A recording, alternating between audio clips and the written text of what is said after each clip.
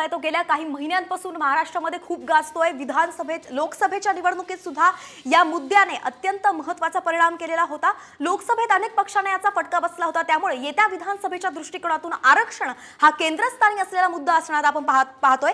शरद पवारांनी विधान केलेलं आहे की ते म्हणालेत इतर कुठल्याही आरक्षणाला धक्का न लावता स्वतंत्र आरक्षण प्रत्येकाला द्यावं, ज्यांची मागणी आहे आरक्षणाची ती पूर्ण करण्यात यावी। याचाच अर्थ धनगर आरक्षण आणि आदिवासी यांच्यामध्ये जे आपण म्हणतोय जो ताणतणाव दिसतो आहे ते त्यात सुद्धा एक सेफ भूमिका शरद पवारांनी घेण्याचा आपण बघतोय। लक्ष्मण हाके आपले प्रतिनिधी आपल्यासोबत, लक्ष्मण हाके ओबीसी आंदोलक आपल्यासोबत जोडले गेले आहेत।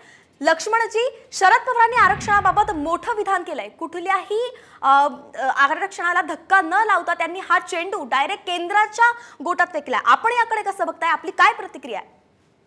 नाही, आरक्षण 50% पुढचं रिझर्वेशन हे संविधानाला किंवा आजपर्यंतच्या न्यायालयाने जे काही निर्णय दिलेले आहेत त्या निर्णयात सुद्धा विचार होणं आवश्यक आहे। आणि मग जर तुम्ही 75% रिझर्वेशन पॉलिसी नेली तर मग गुणवंतांचं काय?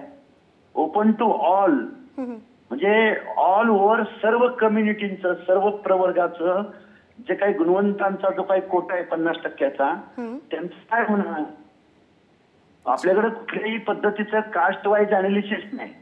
आणि मग तुम्ही जर असं 75% पर्यंत घेऊन गेलात तर ते संविधानिक तरतुदींना हा धक्का बसणाऱ्या गोष्टी आहेत। त्यामुळे अशा गोष्टीचं लीगल ऍस्पेक्ट या गोष्टीला आणि या म्हणण्याला लीगल ऍस्पेक्ट काही सुद्धा नाही। अच्छा,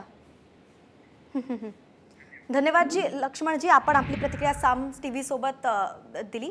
त्यांचं म्हणणं या सर्व वक्तव्याला लीगल ऍस्पेक्ट काहीच